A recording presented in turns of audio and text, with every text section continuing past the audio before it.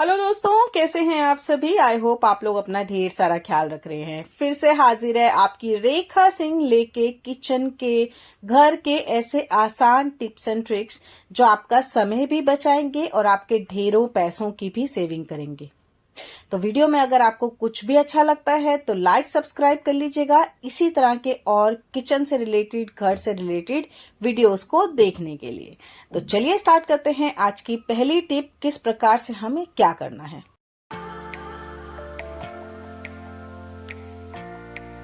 तो दोस्तों, अक्सर हमसे कभी बाय चांस, कभी लापरवाही से या हाथ लगने की वजह से फर्श के ऊपर या कहीं पर भी नेल पेंट गिर जाता है। अब इसको हटाने के लिए या तो हमें थिनर का यूज करना होता है या फिर जो हम लोग नेल पेंट रिमूव करने के लिए रिमूवर लेते हैं उसका यूज करना होता है। लेकिन अगर दोनों चीजें ना हो तो कैसे इस पेंट को हटाएं जो कि बहुत ही भद्दा लग रहा है। तो चलिए सुन लीजिए इस बहुत ही सिंपल टिप को।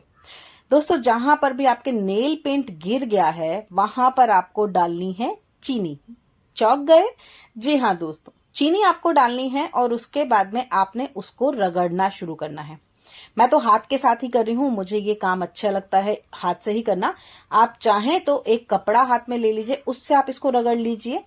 इससे ये होगा कि चीनी अगर थोड़ी सी ड्राई हो गई है आपकी नेल पेंट तो थोड़ा टाइम ज्यादा लेगी, लेकिन जैसे कि नेल पेंट जैसे ही गिरा और आपने तुरंत उसके ऊपर चीनी डाल के उसको घिसना शुरू किया तो ये नेल पेंट आपके फर्श के ऊपर लगेगा ही नहीं।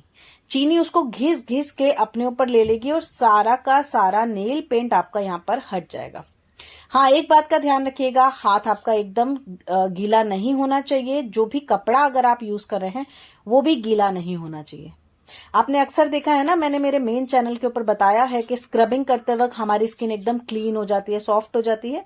चीनी ने यहाँ पर भी अपना वही कमाल दिखाया है और ये देखिए पेंट हट के सारा चीनी के ऊपर आ गया। तो देखा, बिना थिनर के भी आप नेल पेंट को कितनी आसानी से हटा सकते हैं। तो चलिए बढ़ते हैं नेक्स्ट टिप के ऊपर। वीडियो को लाइक और सब्सक्राइब कर दीजिएगा अभी तक अगर नहीं किए हैं तो।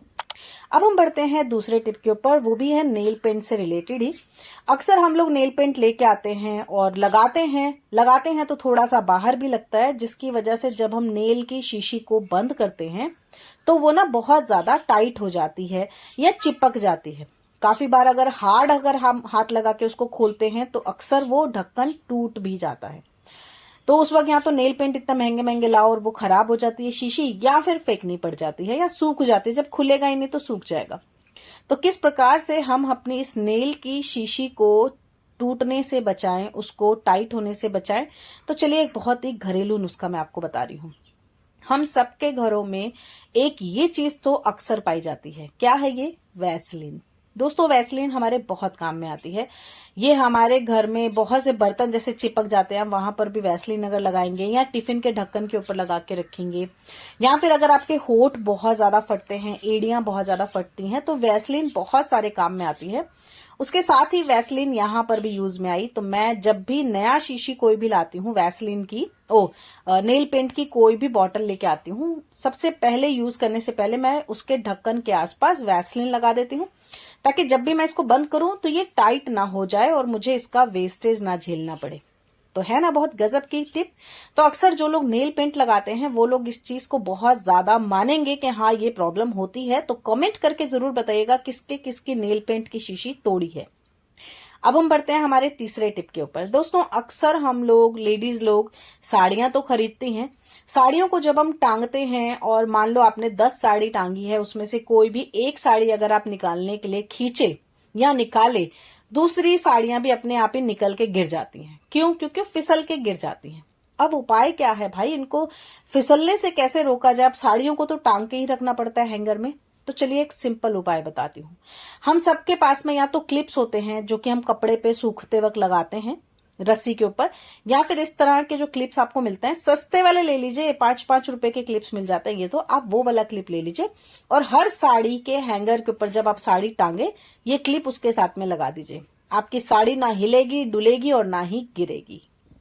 ये भी टिप अच्छी लगी होगी। तो चलो फिर बढ़ लो एक दूसरी टिप के ऊपर, साड़ी से ही रिलेटेड एक और टिप। इसमें भी मैं आपको बता रही हूँ, क्योंकि साड़ियां फिसल फिसल के गिरती हैं, लेकिन अगर हम ब्लाउज उसके ऊपर टांग देते हैं वो तो और ज्यादा खराब काम करता है, वो भी बहुत बार गिरता है।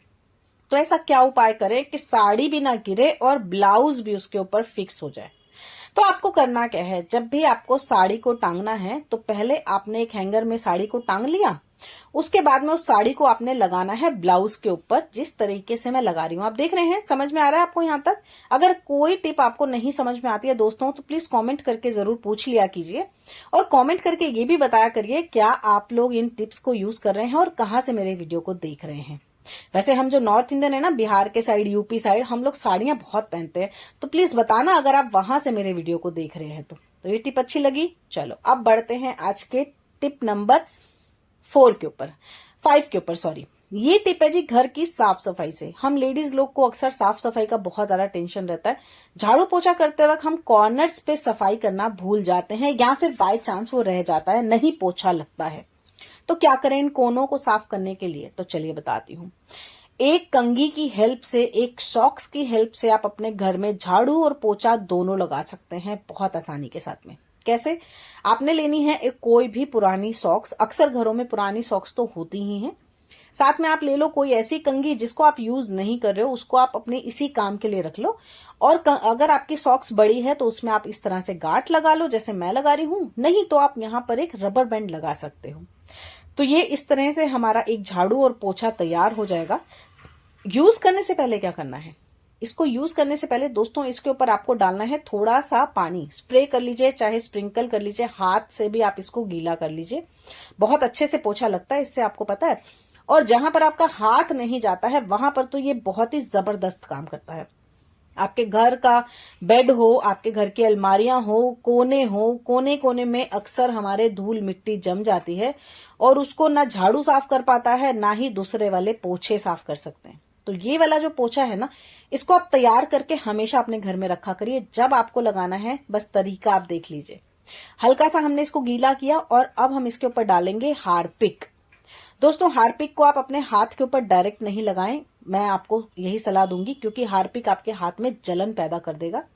इसीलिए मैं इस तरीके से हार्पिक को यूज करना ज्यादा प्रेफर करती हूँ, पसंद करती हूँ, क्योंकि एक तो ये हाथों में एलर्जी पैदा नहीं करेगा, दूसरा हमारे घर भी अच्छे से साफ हो जाएगा।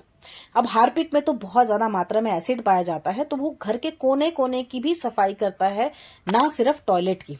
तो वीडियो अगर आपको पसंद आया ये भी, तो लाइक जरूर कीजिएगा। अब जरा देख लीजिए कैसे सफाई किया है।